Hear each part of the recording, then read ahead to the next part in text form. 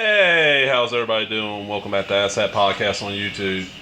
I got a Blu-ray here, and I'm gonna consider this a horror movie. This is a fucking slasher. I know it says action thriller on here.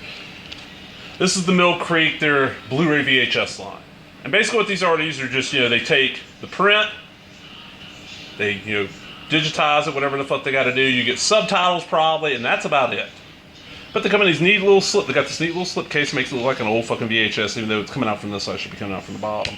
I don't remember seeing Silent Rage for rent anywhere. I'm sure it was. So I don't know if that looks like, but I love that art. Chuck Norris, science created him, not Chuck Norris must destroy him. Silent Rage. I always get this mixed up with the Hero and the Terror. I've seen the Hero and the Terror a bunch. This one, maybe twice in my lifetime, but saw, and let's even got the Be Kind Rewind stickers, got the video store sticker, So let's pull this shit out. Look at the disc first, and I'll get into the film. And then the cover, the cover's not bad. It's decent. Same tagline. We got on the back here. Martial arts master versus superhuman killing machine. Chuck Norris, 6-time world karate champion, stars in his first suspense film as the tough streetwise sheriff of a small Texas town terrorized by a psychotic killer. Sheriff Stevens is faced with the dilemma of stopping the invincible murderer made virtually indestructible through genetic engineering. A young group of researchers are responsible for developing the genetically altering serum, and the head of the research institute is determined to continue the experiment regardless of the consequences. Norris displays fighting brilliance as he single-handedly routes a dozen brutal bikers from a truck stop hangout, revealing a warm and sexy side when he rekindles an old romance with Allison Hallman, played by Toni Collette, I would guess. A researcher at the Institute. Excellent excitement, horror, and romance prevail as Norris combats the killer. It looks really good. I mean, the print they use, there's a few little specs here and there. Okay, into the movie. Chuck Norris, cop in small towns. It's basically, this is Walker, Texas Ranger if it was R-rated.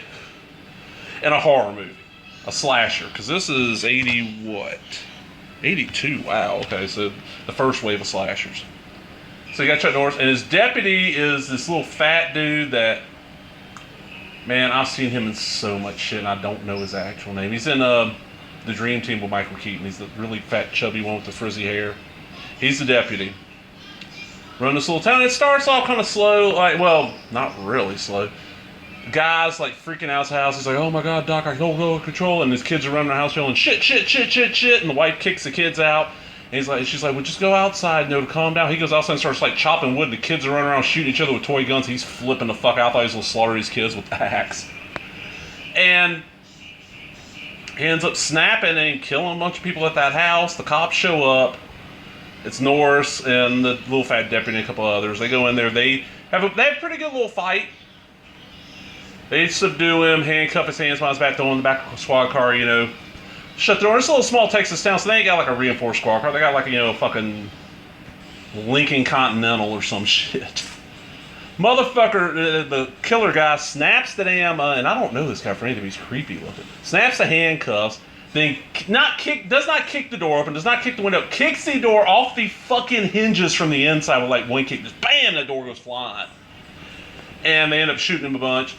Gets taken to this hospital where the genetic engineering also goes on, and the doctor mentions that to Norris for some reason. I don't know why. And it's shit. His name listed? Probably not. Ron Silver is one that Stephen First is the deputy.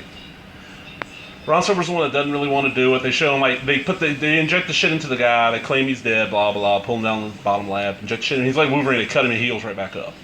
So the rest of the movie is him just going around slaughtering motherfuckers, and Norris is trying to fucking stop him. But there's this biker gang that right after that first 15 minutes of all that shit, it kind of slows down a little, and there's a biker gang comes into town. And they kind of fuck with Norris and the fat deputy at this little truck stop. So he runs them all, telling them to get the fuck out of town, because one of the head biker tries to pull a knife on him. Norris just chokes his ass Arr, arr, arr. Well, you think they're gone? Well, later on they find them. They see they're at some bar on the outskirts of town. So Chuck and Stephen First go in. And after a few minutes, of course, Chuck knows the fight's going to start. So he sends Stephen First and he goes, "Go call Billy for backup." Before he sends him out, this one biker bitch pulls her titties out and slaps him in the face with it. So he's out there on the radio just gibbering. Chuck Norris in there fighting off like 50 fucking bikers. This dude's on the radio. I'm the biggest titties I ever saw. They had tattoos on them and all this crazy shit. Oh. And finally he calls for backup. Like, he finally remembers calling for backup when, like, Chuck, like, throws a motorcycle through the window. Oh, God, this movie. This shit is amazing. Then the final fight. They end up at the hospital. The little deputy dude gets, like, bear hugged to death by this killer. And the movie is long as fuck. Like, it's an hour and 40 minutes, and it should, slasher should be more than about hour and 20, hour and 30 tops. This is an hour and 40 because Chuck had to get in 2 love scenes that are about 7 minutes apiece, it feels like. There's a scene where he gives, like, the woman, like, his, hey, come blow me, baby. Look, and he twitches his mustache, and I'm just dying laughing. Oh, God. Then Chuck's fighting the guy, like, out, I can't remember exactly where it was, and there's a well there.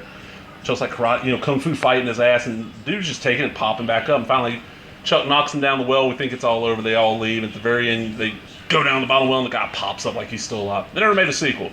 But this is one of those, like, slashers that nobody ever talks about. Because it's a fucking slasher.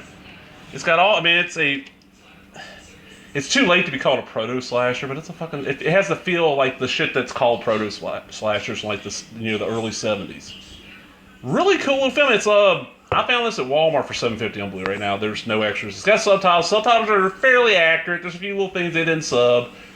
Most of the time, if they did sub this, they subbed 99% of the movie. There's a few little parts there, like a couple of times, like when the little fat deputy Stephen First yells shit, they don't sub it for some reason. But print looks good. The sound's good. I love the cover. I really love that cover. That's just bad. And look on the edge. Silent Rage. Huh?